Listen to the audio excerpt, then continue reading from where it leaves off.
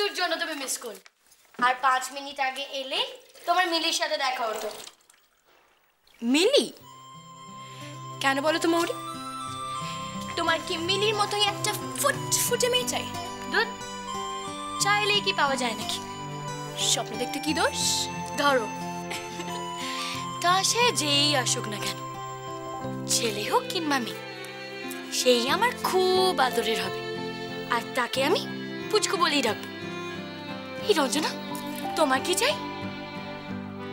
আমি যে জানি নিখিল এটা জানলে না আমায় একদম খুন করে ফেলবে, বাট আমি 100% শিওর নিখিলের তো একটা মেয়ে চাই। বাট আই ওয়ান্ট আ বয় একদম নিখিলের মতন হবে, যাকে দেখলেই ভালোবাসতে ইচ্ছা করবে।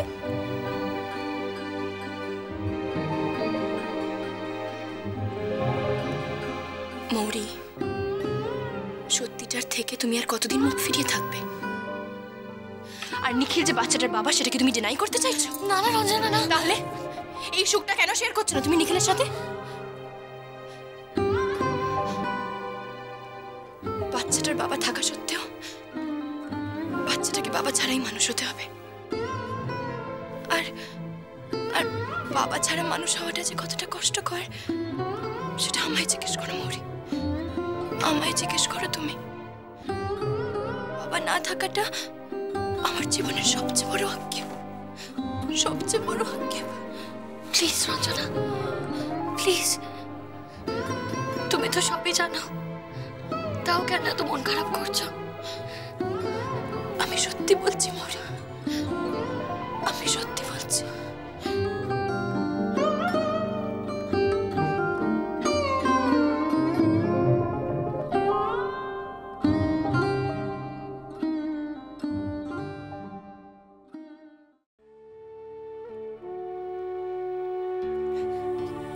আমি মৌরির সোনোগ্রাফি রিপোর্ট দেখে ফেলেছি। The baby is absolutely fine.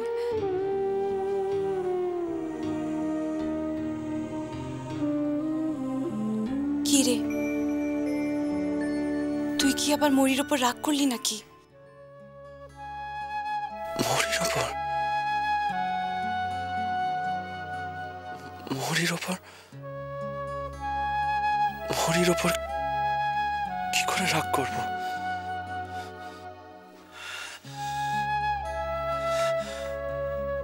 মৌরিটা না, মৌরিটা একটা পাগল। আর এই অবস্থার ওপর রাগ করার তো প্রশ্নই ওঠে না।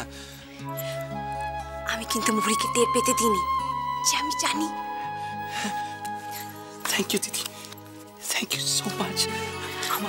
আমাকে এত ভালো একটা খবর দেওয়ার জন্য থ্যাংক ইউ সো মাচ দিদি। এই ছেলে, এখনো দাঁড়িয়ে আছিস সেখানে? যা মৌরির কাছে যা। না দিদি, এখন না। এখন না মানে? তো কখন? আচ্ছা এই দিদি, ও এবার আমার সাথে ফিরে আসবে তো? নিশ্চয়ই ফিরে আসবে নিখিল, নিশ্চয়ই ফিরে আসবে। এখন এই অবস্থায় ওর একা একা থাকাটা... না, একা একা থাকবে কেন? হ্যাঁ, একা একা থাকা উচিত না ওর। ও একা একা থাকতে যাবে কেন? আর একা একা থাকলে তো... এই দিদি, তুই কিন্তু মাকে ফোন করে বলবি না, হ্যাঁ? প্রমিস? শোন না, আমি আগে মৌরিকে ফিরিয়ে আনি। মা ফিরে এসে নিজে সারপ্রাইজ হয়ে যাবে। ডান। Congrats little brother. তুই তাহলে এখন তোর বউ আর পুচকি বাচ্চার স্বপ্ন দেখ, ওকে? আমি আসি।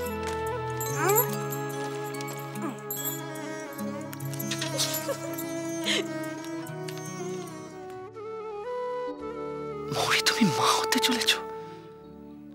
মা হতে চলেছো তুমি? অথচ সেই কথাটা তুমি আমাকে বললে না। কি যে করি না আমি তোমাকে নিয়ে। একটুকুও বদলাওনি তুমি, একটুকু না। কেমন লাফাতে লাফাতে বলেছিলে আমাকে, তুমি আমাকে নিয়ে না একদম ভেবো না। তোমার আমাকে এসব ভালো টালো কিচ্ছু বাঁচতে হবে না।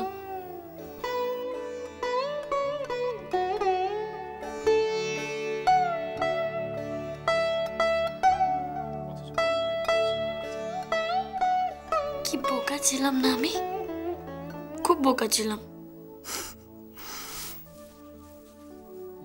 সত্যি বোকা হাদা ছিলে।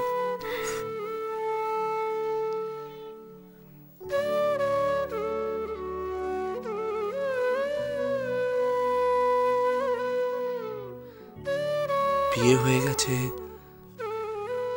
অথচ বড় বউয়ের ভালোবাসার মানেটা কি জানো না? হুম,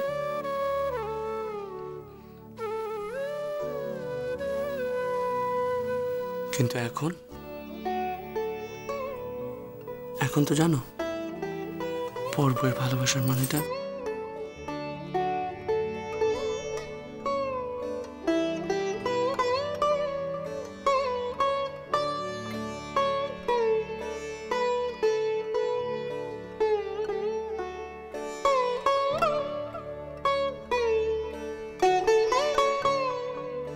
তখনও না তুমি বোকাই ছিলে, কিচ্ছু বুঝতে না। আর এখনো কিচ্ছু বোঝো না। পাগলি কথা।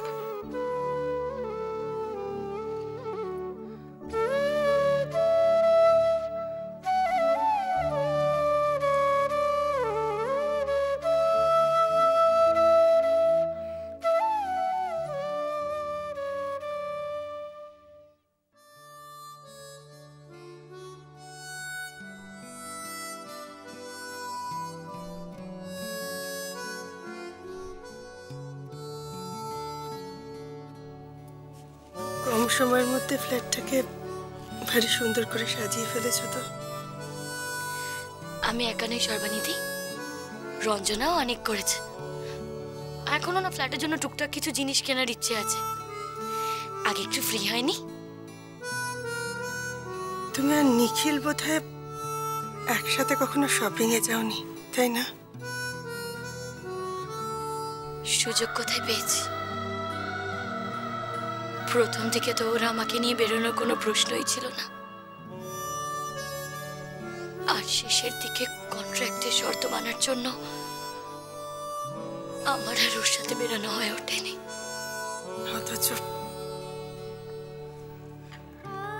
অথচ তুমি সবসময় নিখিলের সাথেই থাকতে চেয়েছিলে।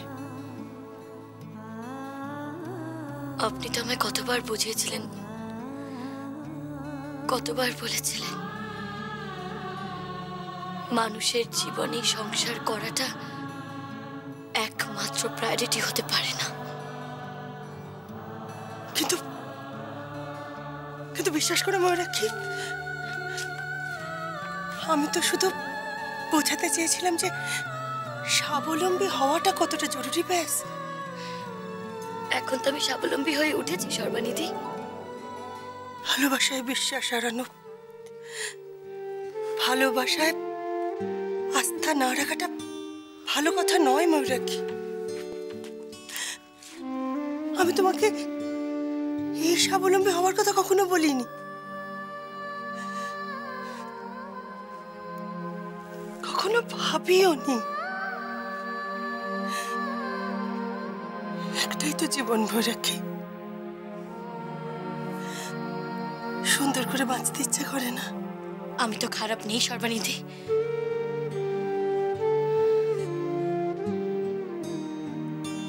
এত অভিমান, এখনো এত জেদ,